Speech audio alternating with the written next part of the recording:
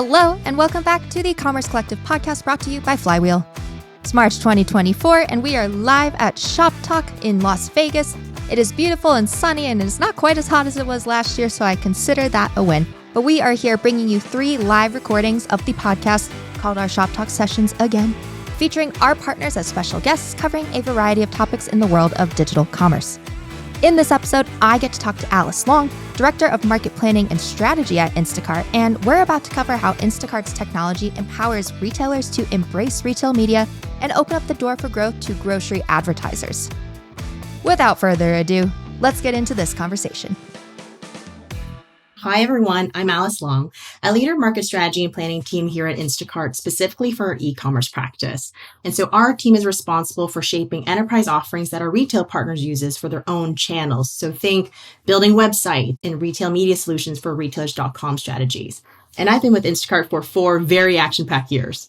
For sure. So much has happened with Instacart in 4 years. I can imagine it's like just the best journey to be on.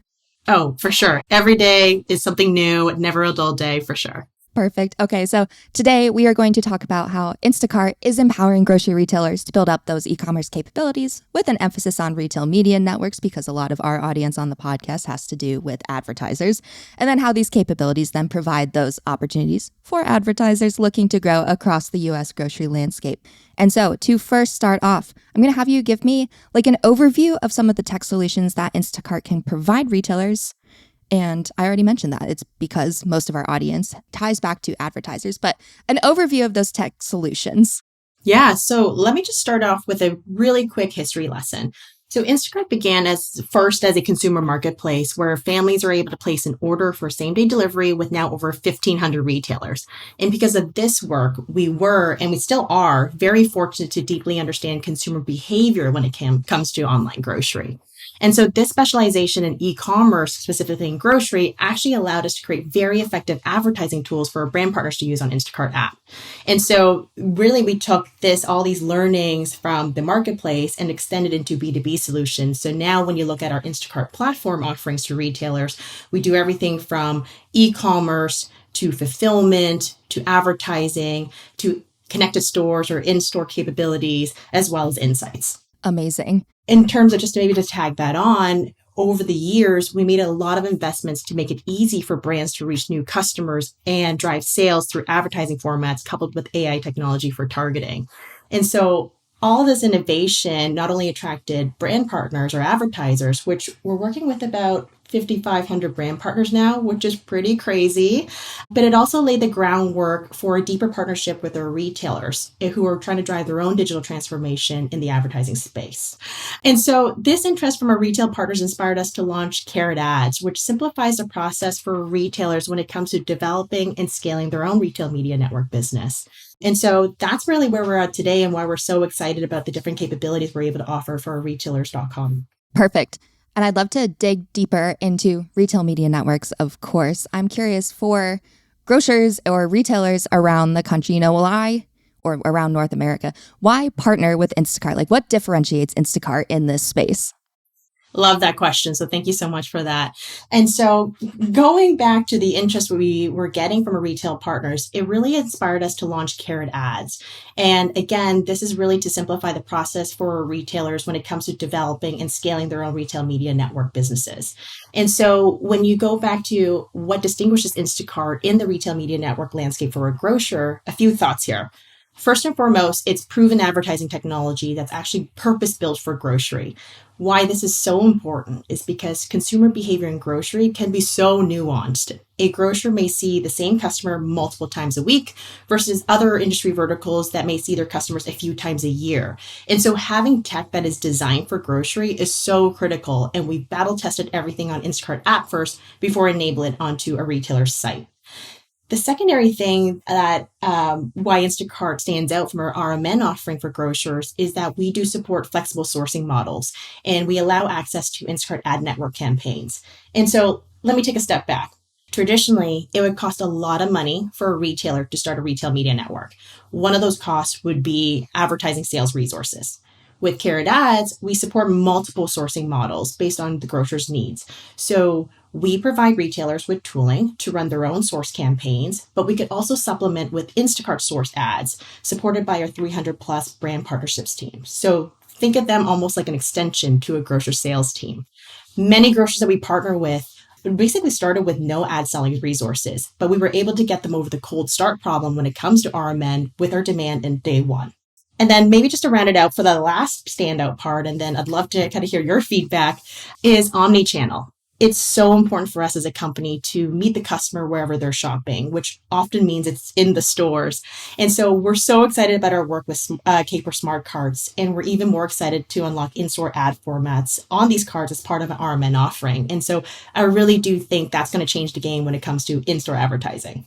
Incredible. I loved listening through all of that. And I had all of these follow-up questions in my head. So my feedback is that you answered all of them throughout that entire speech. And now I have to actually think. And so, no, it's amazing. And I think something like in our agency world, we don't necessarily think about, we do think about retailers, obviously, but a lot of times we're focused on those big giant ones. So it's really cool that Instacart is able and building out solutions for all grocers and like smaller ones. And there are so many smaller grocers across the US. And I'm totally not someone who needs to go to the grocery store multiple times a week because I can't remember things for the life of me. I am kind of curious if you could tell me a little bit more about Carrot Ads and like the different offerings across Carrot Ads. Yeah. So as I mentioned, Carrot Ads is embedded within Instacart platform. So that's our suite of enterprise offerings that a retailer can leverage for their own properties. And what Carrot Ads really represents is a comprehensive suite of advertising capabilities designed for retailers to build their own networks.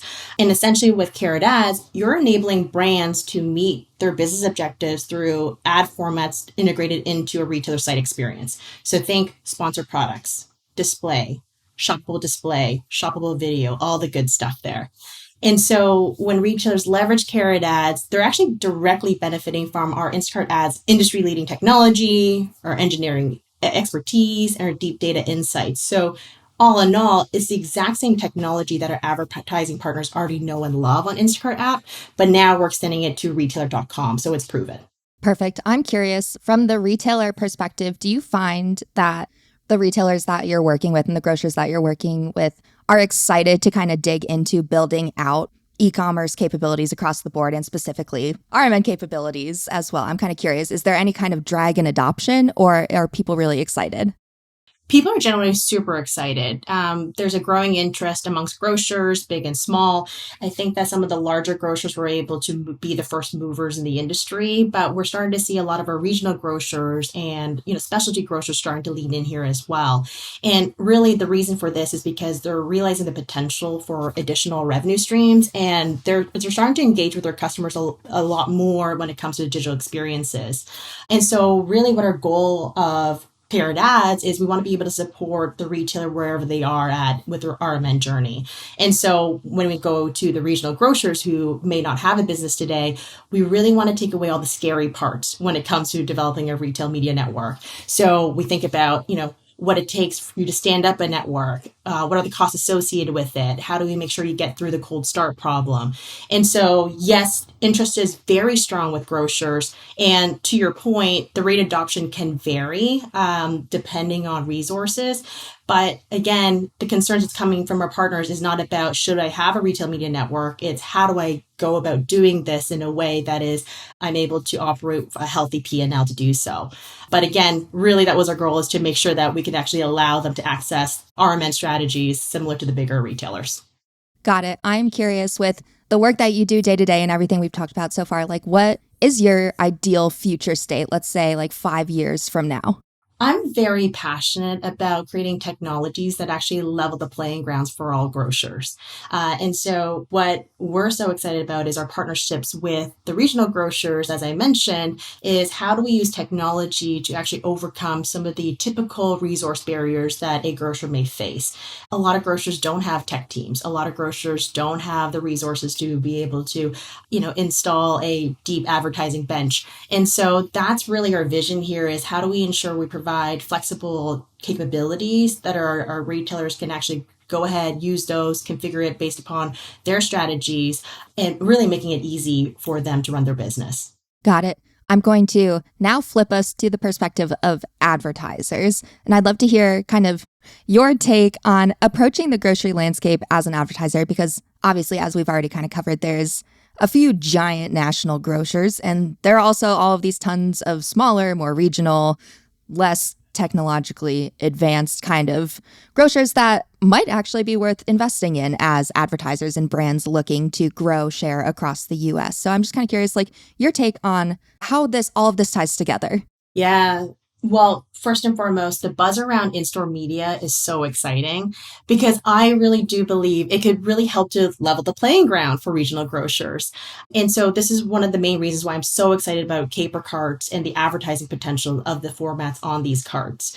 Like if you take a look at an online world, it's very challenging for a regional grocer to compete against the large nationals because of size, because of scale.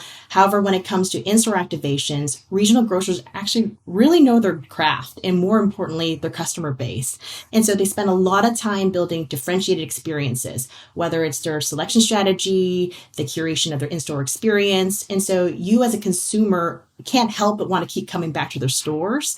And that customer engagement is highly valuable to the advertising community. Amazing. Something that I recently moved from New York to Arkansas because I just like to beat bop around the country. But because of my job and the industry that we work in, something that always fascinates me is like my go-to grocery stores in New York sell totally different brands than the ones. Well, it's mostly Walmart down in Arkansas because Arkansas, but it's totally different brands. And it's so interesting to think about how, as you were kind of saying, those nuances of regional shoppers and what you're used to in one store versus the next store.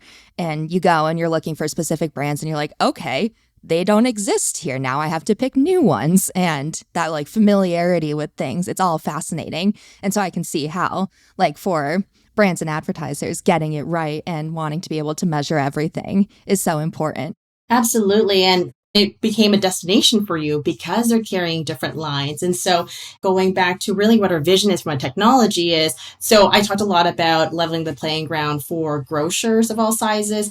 I feel the same way about advertisers as well. So how do we allow the place for emerging brands to also compete with some of the national brands? So really that's what our goal is from our technology stack.